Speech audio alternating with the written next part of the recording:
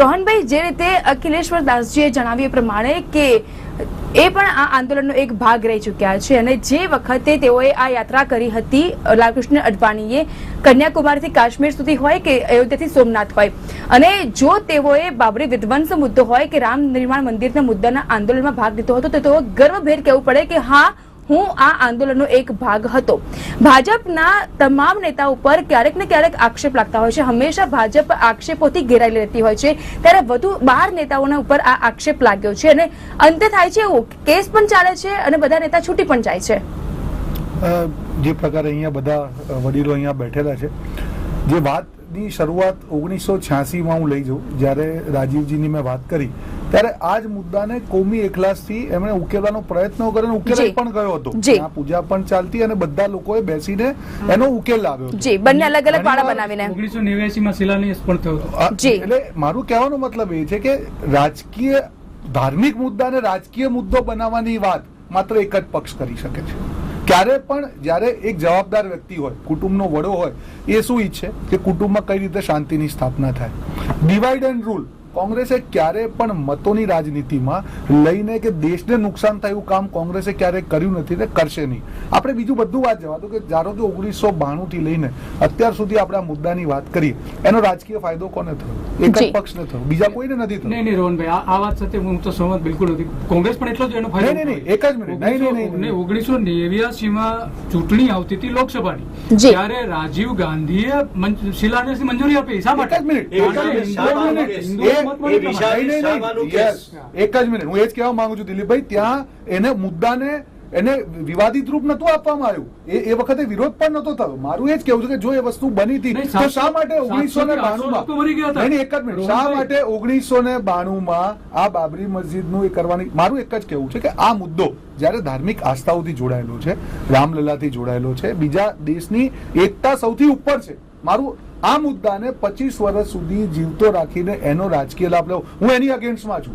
મુદ્દાની વાતની આપણે પોઈન્ટની વાત નથી કરતા કે શું સાચું છે ખોટું. આ બધા મુદ્દાઓમાં બેસીને જ તમારે ઘરના પરિવારનો ઝઘડો હોય, કોઈ પણ સાચું હોય ખોટું હોય, છેલ્લે તમારે વડીલો બેસીને એનું કોમ્પ્રોમાઇઝ કરાવવું.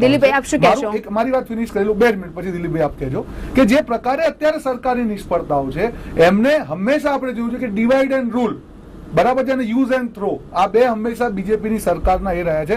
મને ડર એક જ લાગે છે કે ક્યાંક ને ક્યાંક આ પ્રકારની એમની રાજનીતિમાં જે પ્રકારે 300+ ને 150+ એમનું રાજનીતિ ઇલેક્શન ઓરિએન્ટેડ જ બની ગઈ છે, દેશની એકતા અને અખંડિતતાને નુકસાન ના થવું જોઈએ. એ દેશના જવાબદાર રાજકારણી તરીકે દરેક પક્ષની જવાબદારી છે. મુદ્દો કોઈ પણ હોય પણ એનો હલ હંમેશા મેચ્યોરિટીથી, ચર્ચાથી અને એકતાને તોડ્યા વિના આવવો જોઈએ. કાશ્મીરમાં આપણે પરિસ્થિતિ જોઈએ છે, ત્યાં પણ અત્યારે સૌથી ખરાબ પરિસ્થિતિ છે. નાની વાત આપણે ગાયનો મુદ્દો, શા માટે આ મુદ્દા આજે 60 વર્ષ પછી પણ છે? કારણ કે ક્યાંક ને ક્યાંક જે પરફોર્મન્સના પેરામીટર છે કે अच्छे દિનની વાત છે, ત્યાં સરકાર સદંતર. આપણે દિલીપભાઈને પણ હવે સાંભળી લઈએ. દિલીપભાઈ, આપ શું કહેતા હતા? રાજકીય મુદ્દો સૌથી વધારે તો ભાજપે બનાવ્યો છે, તો એમની વાત સાચી છે, પણ સાથે સાથે કોંગ્રેસે પણ એની ઘણી બધી બાબતોમાં એને મુદ્દો બનાવ્યો જ છે. 1989માં રાજીવ ગાંધીએ શિલાન્યાસ કરવાની છૂટ આપેલી, શિલાન્યાસ થયો પણ કરો, પણ એ સમયે ચૂંટણી હતી, આખા દેશમાં કોમી તોફાનો થયા હતા, 700 થી 800 લોકો એ સમયે મરી ગયેલા હતા આ કોમી તોફાનોમાં. ત્યાર પછી તો ઘણી બધી ઘટનાઓ બની. 92માં તો આખા દેશમાં અરાજકતા ઉભી થઈ ગયેલી હતી કે ઘણા બધા તોફાનો થયા. એટલે ભાજપ તો આનો મેક્સિમમ ફાયદો ઉઠાવ્યો છે. જ્યારથી રામ મંદિર માટેની સોમનાથથી યાત્રા કાઢી અડવાણીએ અને નરેન્દ્ર મોદીએ સાથે મળીને આનો બ્લુપ્રિન્ટ તૈયાર કરનાર નરેન્દ્ર મોદી હતા, ત્યારથી આનો રાજકીય મુદ્દો બનાવીને ભાજપને મેક્સિમમ ફાયદો થયો છે. રામ મંદિરને બાજુ પર મૂકી દેવામાં આવે છે. વિશ્વ હિન્દુ પરિષદે આના માટેના તમામ પ્રયત્નો કર્યા. આજે વિશ્વ હિન્દુ પરિષદ મૌન છે, કેમ મંદિર નથી બનાવતા એ મુદ્દે પણ મૌન છે. છતાં પણ ભાજપને કોઈ કહી શકે એમ નથી. પ્રવીણ તોગડિયા એ હતા કે ગુજરાતમાં, મને યાદ છે, ગુજરાતમાં એણે 22,000 યાત્રાઓ કાઢેલી 92 પહેલા, અને ગુજરાતમાં રામ મંદિર માટેનો વાતાવરણ ઉભું કરેલું.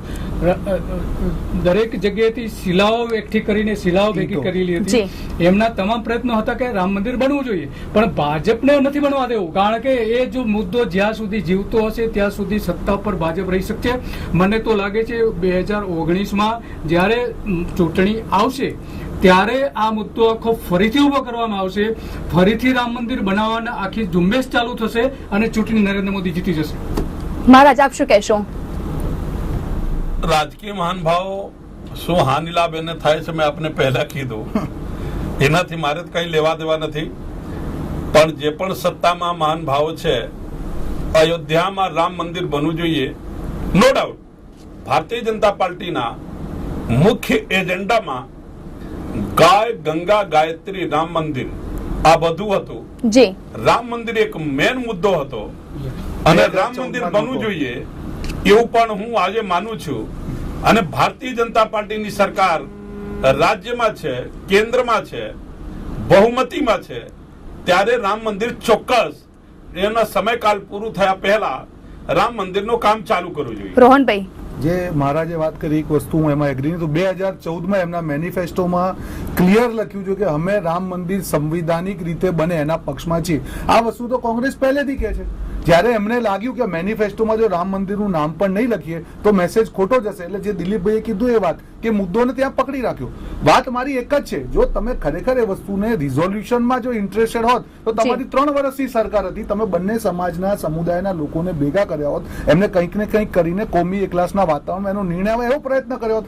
શા માટે તમે મુદ્દાને દબાઈ રાખો છો? શા માટે? કારણ કે તમને ખબર છે કે જે દિવસે આપણે કરેલા મોટા વચનો પૂરા નહીં થાય એટલે આ મુદ્દો આપણને પાછી જયારે લાગણીશીલ વાતો આવશે, પાછું આપણે લોકોને એ દિશામાં લઈ જઈશું, એટલે જેથી બધાના લોકોના ઘરે રોટલો ના હોય પણ એને બીજા મુદ્દા ઉપર લઈ જઈને એક અફીમનું પેલું ઇન્જેક્શન આપે એમ બીજા વાતોમાં કરીને આપણે આપણા વોટ મેળવી લઈશું. કાદરીજી આપ શું કહેશો? મારી લાસ્ટ વાત પૂરી કરો પછી કાદરીજીને આપ કહેશો. પણ હું એવું માનું છું કે ગુજરાતની જનતા હોય કે દેશની જનતા હોય, હવે આ બધું એક્સપોઝ થઈ ગયું છે. હું નથી માનતો કે આ પ્રકારનો એજન્ડા કે હવે ચાલે, અને જનતાને મારી વિનંતી છે કે આ પ્રકારના કોઈ પણ પ્રયત્નોમાં વશ પોતાના મગજથી લગાઈને કે તમારો દુરુપયોગ ના થાય, તમારી ભાવનાઓનો દુરુપયોગ ના થાય, એનું આપ ખાસ ધ્યાન રાખજો. જી, કાદરજી આપ શું કહેવા માંગો છો? સરવાળે એક વાત બહુ મહત્વની છે અત્યારે કે કેસ અડવાણી સાહેબનો હોય. મને તો આશ્ચર્ય થાય છે કે એ વખતે જે મેઇન રોલમાં હતા એમનું ક્યાંય નામ આવ્યું નથી ના, અને જે રીતે આખો ઢાક પીછોડો થયો છે એ બી થોડો સમજાતો નથી. જી, અને આજે પારેખ સાહેબે કીધું કે આ સુપ્રીમ કોર્ટ આ સબજ્યુડિસ મેટર છે. સબજ્યુડિસ મેટર હવે સીબીઆઈ કોર્ટ પાસે ગઈ છે અને સીબીઆઈ કોર્ટે ચોક્કસ, કારણ કે આરોપો ઘડવાના છે. આમાં કેવું છે કે તમે જે પર્પઝ સાથે ગયા છો એ આખી દુનિયા જાણે છે. મહારાજ મને બહુ ગમે છે મહારાજ, એ સ્પષ્ટપણે કહે છે કે ભાઈ અમે તોડવા જ ગયા હતા બસ. જી, અને એ બીજું બી કહે છે કે મંદિર જ હતું, એ તમે ઉપર મસ્જિદ બનાવી દીધી અને અમે તોડી, એટલે અમારી જ વસ્તુ હતી અમે ક્લીન કરી નાખી છે. એટલે એ બાબત કહેવામાં મને એવું લાગે છે. પણ મને હજુ બી શંકા એ મહત્વની થાય છે કે આમ આટલા બધા વિસ્ફોટક નિવેદનો કરનારા, મેં તો એમને ટ્વીટ બી કરી છે અડવાણી સાહેબને કે ભાઈ તમે આ અત્યારે જે બંધારણ પર એટેક થઈ રહ્યા છે, આ બધા જ એટેક બંધારણ પર છે. કારણ કે જે ધારાસભ્ય આ વાત કરે છે કે ગાયને રાષ્ટ્રીય પ્રાણી બનાવી દો, ગીતા અને રાષ્ટ્રીય ગ્રંથ બનાવી દો, એ બધા લોકો સોગંદ જયારે લે છે ત્યારે ભૂલી જાય છે કે શું બોલે છે સોગંદમાં. એ સોગંદમાં આ બધું છે નહીં, બંધારણ આધારિત. અને પાછા પ્રાઇમ મિનિસ્ટર સાહેબ તો બડા શોખ થી કહે છે કે મારું રાષ્ટ્રીય ગ્રંથ એ મારું બંધારણ છે. તો એ બંધારણને વળગી રહેવા માટે અને બંધારણ સામે જે લોકો પડી રહ્યા છે ત્યાં લાલકૃષ્ણ અડવાણી જેવા માણસ શું કામ ચૂપ બેઠા છે? મને તો આ બહુ સૌથી મહત્વની જો વેદના થતી અત્યારે આજે મને તો એ માનનીય લાલકૃષ્ણ અડવાણી માટે થાય છે કે જેમણે એ આખો આ રેલો એમણે ઉપાડ્યો હતો. અને એમાં બી તમને કીધું વાજપેયી અને અડવાણી બંનેની વચ્ચે ખટરાગ હતો આ બાબતે.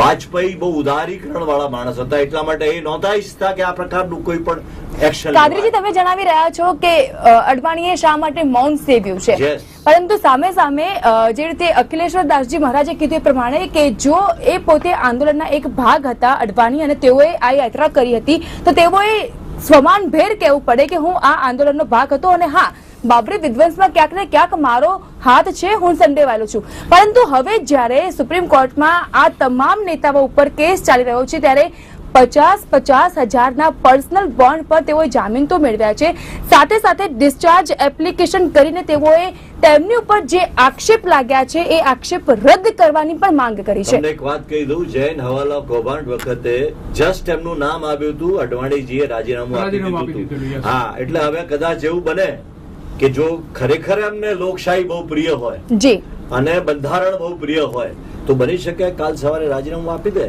જી. સંસદ સભ્ય તરીકે.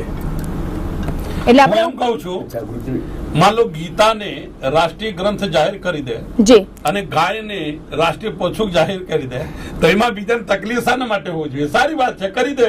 હિન્દુસ્તાનમાં તો હિન્દુઓ માટે હોવું જોઈએ, આ એમાં કોઈ તકલીફ વાળી વાત નથી. જી ગાય આપણી પૂજ્ય, ગાય હિન્દુઓની માતા છે, ગાય ભારતની માતા જેવું નથી. ગાવ વિશ્વ માત્ર, જી. ગાવ તો દુનિયાની માત છે. પણ માન લો ઇનકે જાહેર કરી દે કોઈ સંસદ સભ્ય, કોઈ ધારાસભ્ય આવું બોલી બી દીધા છે. મેં તો જોઈ નથી, પણ બોલે તો સારી વાત છે. જે બોલ્યા છે એને અભિનંદન છે. આવું જાહેર કરી તો વાંધો શું છે? મહારાજની ભાવનાઓ બરાબર છે, પણ ભાજપ વાળા સાંભળવા તો જોઈએ ને. તમારી જી. ઈચ્છાઓ તો 25 વર્ષથી આપણી બી હોય, બધાની હોય, પણ એનું રિઝોલ્યુશન તો આવવું જોઈએ. જી. ખાલી અને મુદ્દો જ બનાવીને એ લોકો કારણ કે રાજકીય નહીં, હું ભાજપની વાત કરું છું. હું એમ જ કહું છું કે ભાજપ તમારી ભાવના તમારી જગ્યાએ બરાબર છે, પણ ભાજપ એ ભાવનાઓનો દુરુપયોગ જ કરે છે, કારણ કે એમની રાજકારણની રોટલું એમને શેકવાનું ચાલુ રાખવું ભાઈ, આ છે. તો કારણ કે જ્યાં સુધી નાખવા છે બસ. કરવું જ પડે, કારણ કે જ્યાં સુધી જો આ આગ ઓલવાઈ જાય તો